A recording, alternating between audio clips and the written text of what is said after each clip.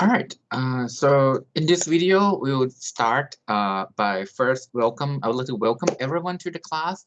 In this class, we'll talk about research and research methodology. And today, we'll kind of do the brief introduction to the class, and we will begin by talk about the administrative stuff.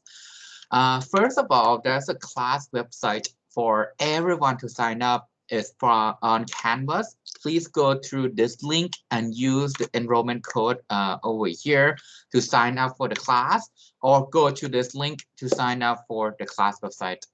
Both option works. This is where all the information from this class is going to be posted. This includes the class policy and the syllabus that we're going to go through today. We'll talk about the class schedule. We'll post any announcement related to the class. We'll post assignments. We'll post the projects that you have to do. And now that I talk about the policy, I would like to highlight a few things from the syllabus, right? First of all, no plagiarism allowed, right? This includes copying someone's work, copying someone's text, copying your friend's text or work.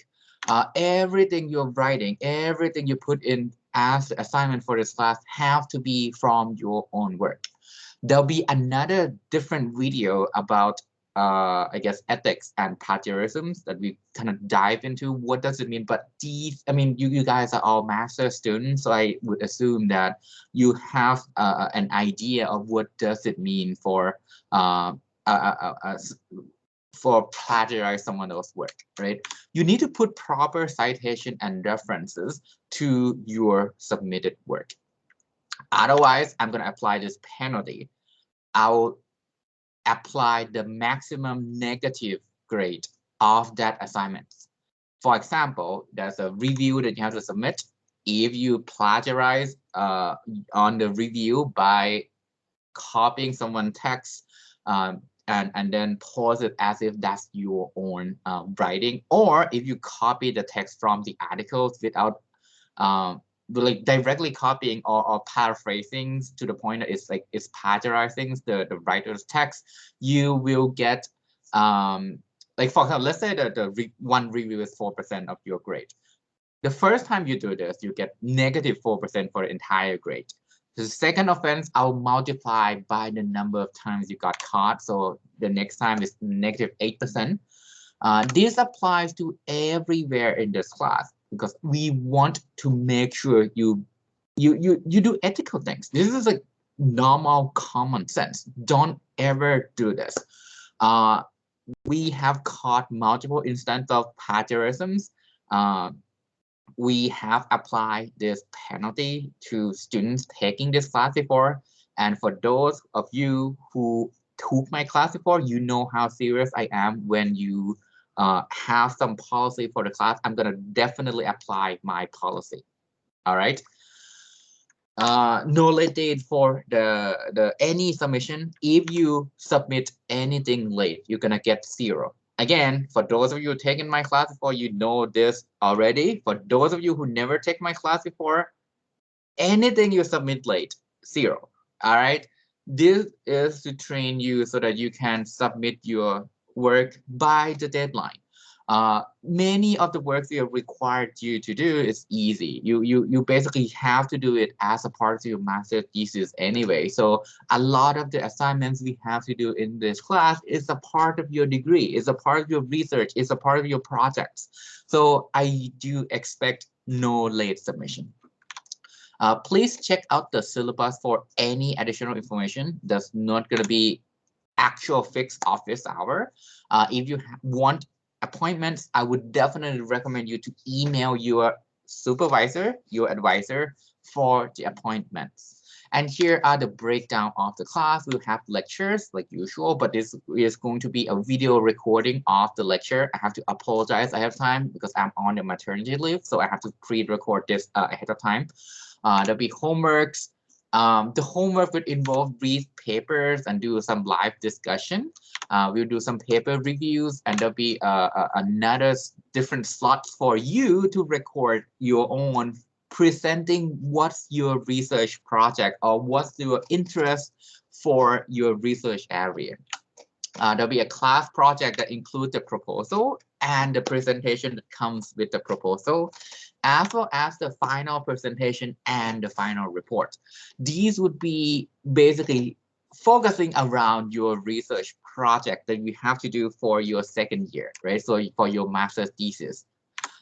We'll have invited speakers similar to the seminar class, and you are required to attend if there's no scheduling conflict. If there are conflicts, email us. So we need to know whether you have conflicts or not. If otherwise, you will not get the grade for the attendance of that speaker.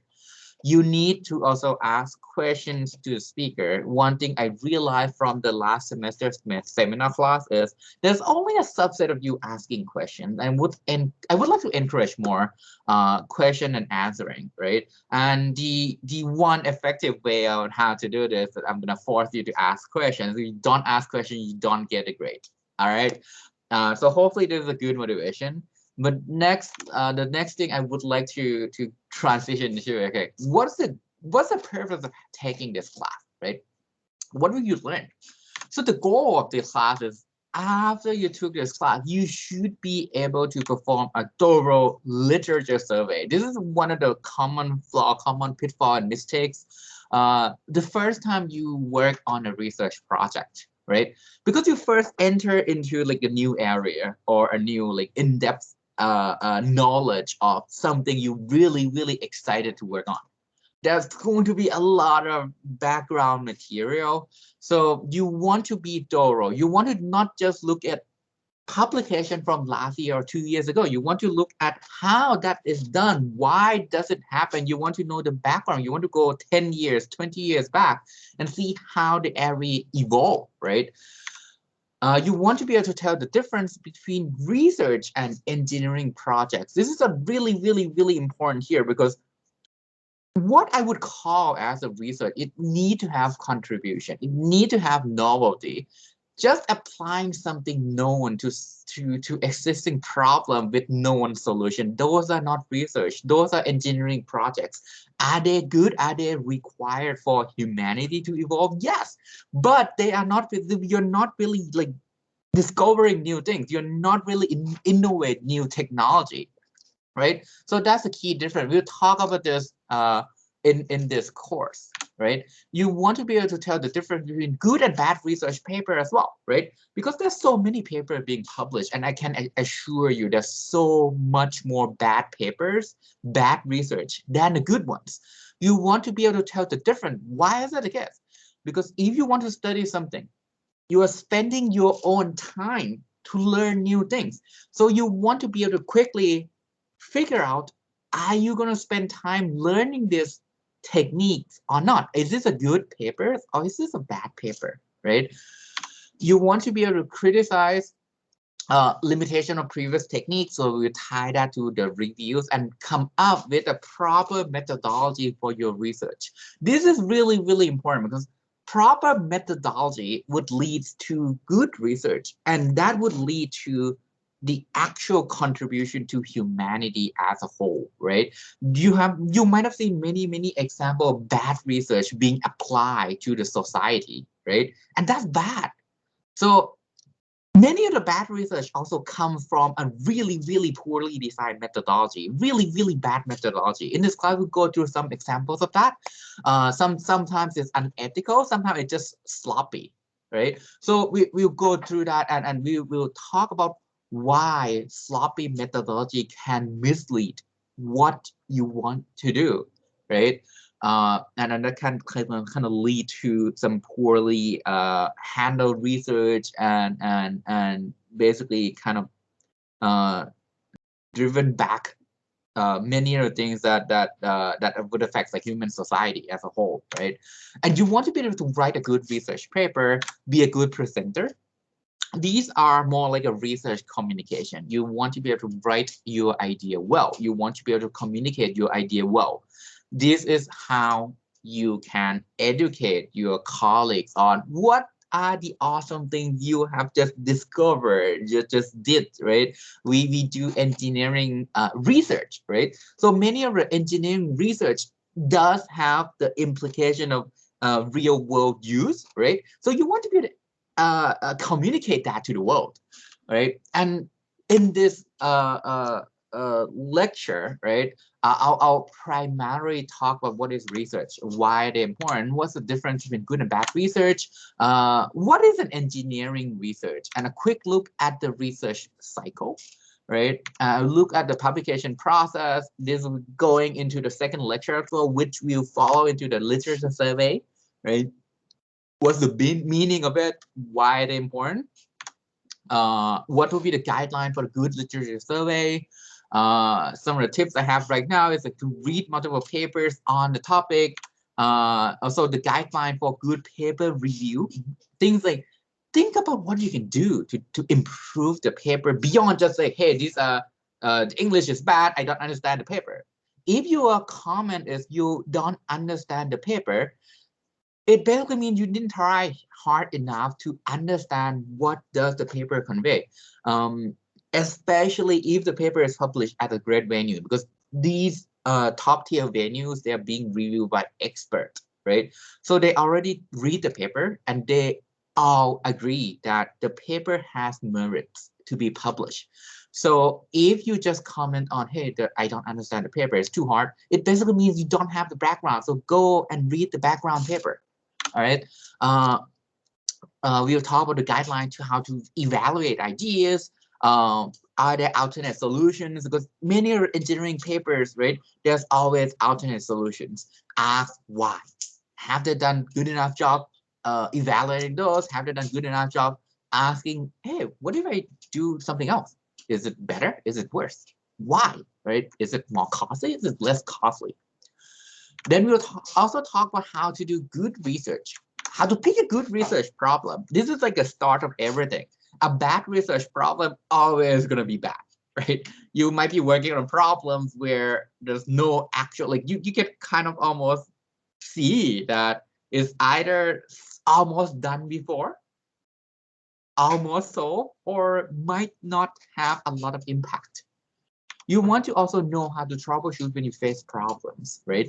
A good problem typically means that no one in the world know how to solve your problem, right? These are good, but you want to be able to know how to troubleshoot because no one else know how to troubleshoot that for you. You need to know how do you go step by step using scientific methodology to prove your point. How to identify your research goal, and how to come up with a good design or the solution, and also not spending time on unrelated things, right? And then you want to be able to put everything together, learn from your experience so that you can move on, rinse and repeat to keep improving the design, keep improving the impact. There'll be another separate video lecture for the research ethics, things that you should do and things that you should not do, such as plagiarism, such as publishing in the predatory journals, such as doing some unethical research case study, and what are some of the consequences of this? What are the bias that comes from industry-funded research projects that can impact the integrity of research? So we'll talk about these in the video for the research ethics. We would also talk about the time management. How do you ensure that you're spending your time wisely? How to pace yourself? How to set internal deadlines? And how to keep track of progress, right? We'll also talk about how to write good papers, how to make a good paper outline, how to effectively convey your idea and explain your idea. That's like a key of good paper. You need to be able to explain your idea. Once you do enough literature survey, you start to notice the style from different authors, and you start to see how effective it is when the English is really good. You understand the idea more clearly. You'll be able to understand why the figure is here. What does it try? What's the goal of this figure? What is trying to explain? What does it contribute to the overall paper, right? We also talk about how to give a good talk. how to convey your idea effectively, and how to identify the goal of your talk, identify the audience, identify your own audience and what should be on each of the slides, how to use the visual cues, how to effectively send the key messages. What are different good tips and tricks of way to actually communicate your findings and make sure the audience actually follow up your work and read your paper, right? We also talk about resume building and elevator pitch, how to present yourself so that it reflects who you are. That's the key. It should reflect who you are as a human being. If I read your resume, it should not be a bland resume that just give me some generic engineer. It should reflect you as a human, like as an individual. How to write a good resume, because HR of every single company would get tons of resumes. So you want to make sure when they go through your resume, it something stands out, right? And especially in a good way. How to introduce what you do to non-expert, because your resume would be read by both expert and non-expert. We'll talk about some of the TGGS research requirements. I would have to first thank Ajahn Yosavalai for this. She's always be the one giving the overview on this. These are the requirements for your graduation. We'll talk about some of the thesis template, how to make sure you would basically graduate. There'll be also external talk. These are for your benefit. This will give you some of the ideas of the research project being done throughout our field of ECE, like electrical and computer engineering. We'll try. I'll try my best to minimize the scheduling conflict. So if you don't have the conflict, you must attend the talk. This is going to be similar to the seminar fast. Many of these will be something you're not familiar with. So take this as a good opportunity to learn new things. All right, the seminar might not be in your comfort zone. Take this as an opportunity to learn. Don't just say, hey, too hard, I don't understand this. Try to understand it. All right. And then now with all this structure being given, the next task is to find an advisor. And now you might be surprised, like, oh, do you have to pick an advisor right now, right? So for those of you who have some ideas about who do you want as your advisor, definitely do talk to these people. And then here are my advice, right? Ask yourself this. By the second week of the class, you need to have an advisor. And there'll be an assignment on Canvas that say, hey, put your advisor names here, right? What you need to do is think about what you want from your advisor. Do you prefer advisors who are more hands-on? Do you want advisors who are more hands-off and you can do whatever you want to do? Do you want to invent new ideas yourself or work with existing projects that are already going on in your advisor's lab? That can be a huge difference, right? You want to involve in some of the projects that are going on already, or do you want to propose your own idea, propose your own direction, or things you want to try? Think about what you want for your career. Do you want to pursue a PhD or industry research position? If yes, you better aim high for the thesis that you're going to publish, because you need to basically keep doing that for your PhD. Or if you finish a PhD, basically the same thing would go up and apply. You want to keep aiming high. You want to keep publishing good research. Or do you want to work in the industry after your graduation? Then you might want to find a good industry research problem, right? Something that would be applicable to the industry as a whole, right? There's actually many industry research problems in our area of ECE. So there's many open-end research problems that are good. My advice number 2 is know us. This is really important. So for all your potential advisor, please send the email. Schedule a one-to-one meeting with all your potential advisor. Okay. As a side effect of that, when you send an email, you learn how easy for you to schedule a meeting with that person. Availability of the advisor to you is also another important factor, right? So put that as another factor. When you are meeting with them, ask a lot of questions so that you know more about their research expertise and learn any ongoing research projects that are going on in the lab.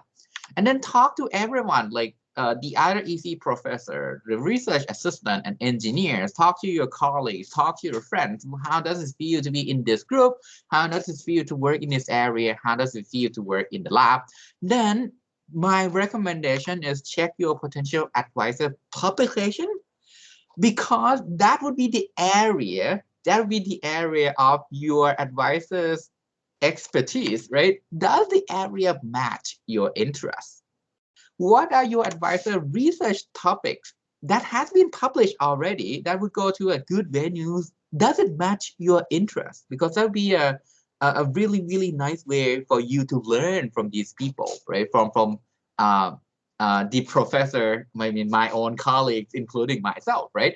Know what you want to work on and see whether that would match your interest or not.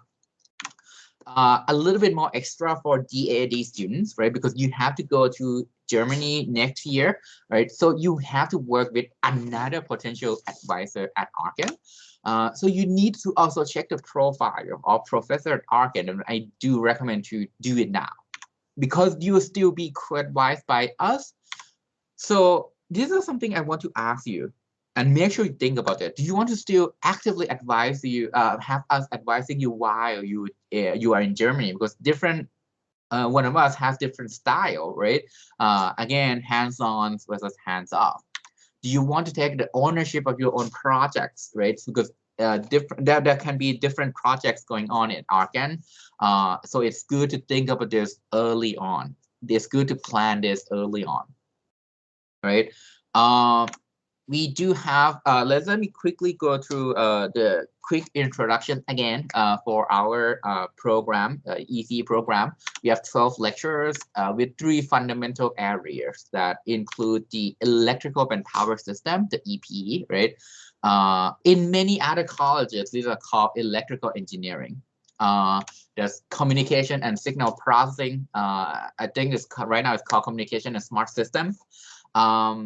Basically, these are a part of the ECE program in most colleges, right? The one that has to handle things like signal processing, a lot of maths involved here, so that you can actually apply some of the hardware techniques to communicate between devices, or even things like network or computer network. And then we have the computer engineering, which is also the part of where I'm from. These kind of govern the computer engineering, computer science, and discrete math, like algorithm, right? And then there's SGE or smart grid, which is basically naturally fall into one of these areas, right? So since we already did a really, really long introduction during the orientation in the first semester, so we'll skip that and we'll dive right into the intro to research, right? So the first question you might be asking is, why is the word industry in our class name? I have no clue about that as well, but it's not relevant. Research is research. NovaWorks will tackle future problems, and my experience, because I do a lot of research with industry as a PhD student, and even now, right? I was at MD Research, NVIDIA Research, Intel Labs, and VMware Research, and I still collaborate with some of these researchers. I mean, research are research. It's a good problem, especially in engineering fields. It's applied to the industry. But the key is researchers would help determine the company's direction. Where should they go in the next 5 to 10 years? And most top tier companies would have their own research team, right? While there might not be a lot of these in Thailand, especially the IT community right now, there's quite a lot in China, Singapore, India, Korea, Taiwan, Japan, many other countries in Asia. And I hope this is basically where our generation and your generation can come in and elevate and innovate this region, right? Another fact is the industry would basically, they actively publish this paper, right? If you talk to someone and say, hey, industry doesn't publish paper, that's wrong. That's a lie. top companies, at least from my experience, when you work in the research team, they want to publish the paper because you can basically get an IP out of the paper. I mean, I did this with AMD research. I published a paper with them, and then there's an IP that follow from that particular paper, right? I mean, they can do this, and basically that's also part of the reason why they want to have a research team, right? Because they want to innovate. Companies also attend top technical conferences to recruit people, so you want to be on their radar. And a good research paper is all about novelty. What did you do? What are new? You need to introduce new things to the world. So be fundamental to the cause of the problems, and be fundamental to the solution of the problem. Right? A good engineering research should introduce new things, tackle hard problems, and have high immediate long-term impact, 5 to 10 years impact. Obviously, writing is also really important because you cannot assume reader would know everything. That's where sometimes, if as a student, when you read a paper, so like I got lost, right? So writing is important. Make sure you also guide your colleagues, researcher, and students. A well-written paper can make hard concepts easy, right? So some common example of bad research are things like you utilize the same techniques on a slightly different setups, with no good reason, or with some really not really useful reasons. Some of the common examples, like throwing machine learning to something. It's not a solution to everything, but it is a solution to many good things. So you need to do a good analysis and back up your claim on why you want to do this. Throwing useless hot keywords like smart contract, blockchain, IoT, right? Without knowing the reason why. Smart is meaningless. Blockchain is a really old technology, right? You want to, first of all, use the right terminology and be narrow, be in depth. Tell them what you are doing with the blockchain. Tell them what the specific thing with the smart contract.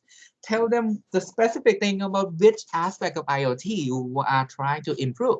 Don't just throw hot keywords meaninglessly.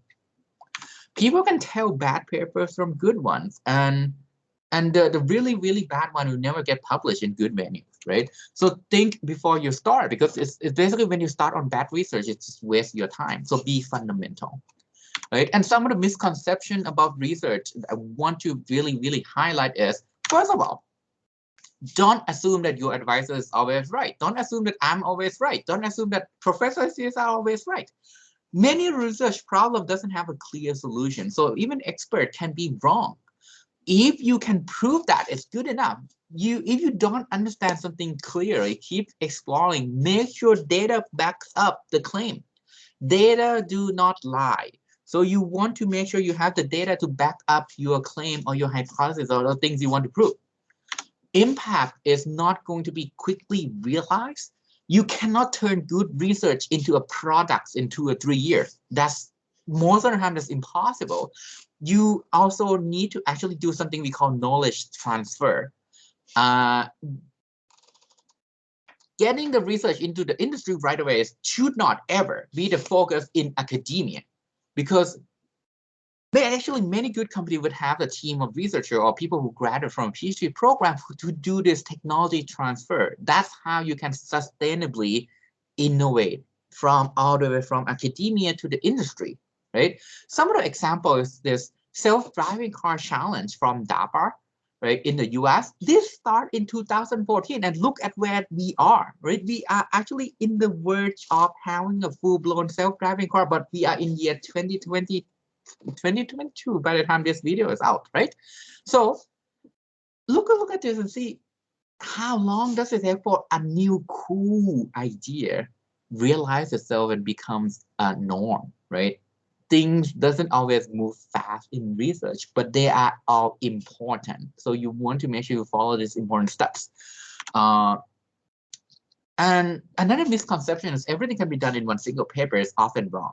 A new knowledge is a combination of multiple great papers from multiple research teams. One of the prime example are things like the mRNA vaccines, right? There are multiple teams that work on this until we actually got this mRNA, like awesome mRNA COVID shots that hopefully would help us getting out of this particularly full-blown 2-year lockdown, right? On the CRISPR-Cas9 technology, right? There's actually many groups of great researchers, many great papers that have to be built on top of each other to actually realize this awesome technology. So when you have research with high impact, these are some of the examples in our area. There's an algorithm called PageRank and Backwrapped. The PageRank is one of the projects at by a PhD students, I guess, back in the day at Stanford, right? Also, if you're curious, look at this paper. If you know these two algorithms, you will know that okay, with that hardware for the projects, it's all involved on how to use cheap computing nodes efficiently, and that spawned a company called Google. And let's look at where Google is right now, right? These are spawned from research with really great impact. Another example is DARPA Grand Challenges, the first long-distance driverless car competition, right? This started the entire self-driving. They started the entire industry, the totally new industry, and there's still multiple ongoing research topic on this, right? Because of the new impact generated by the new type of problem. Another really a clear example, if you are in computer science and you build a server or your machine before, you might have seen this thing called RAID, R-A-I-D. Is spawned from the paper called A Case for Redundant Array of Inexpensive Disk, or RAID, and is now used everywhere in server around the world. It's actually really everywhere, right? These are research with high impact. People use it all the time, even 20 years afterward, 25 years afterward, right? Then there are so many more things from research community that actually change the world, right? Metaverse, for example, it doesn't done in one day. There's many hardware research going into how do we render these graphics for your eyes? How do we model the object in there? How do we actually communicate between different devices? There are actually many different research areas that go into this concept of metaverse by, I guess, Meta company, which was previously Facebook, right? So that's basically it for this today. I would like to end by okay, welcome to the research methodology at TGGS, and I hope there'll be more videos coming up. I hope you're excited for the class. Please do check out the class website. Please do check out our syllabus. Make sure you adhere to the guideline in syllabus. And that's it for this video. Thank you so much.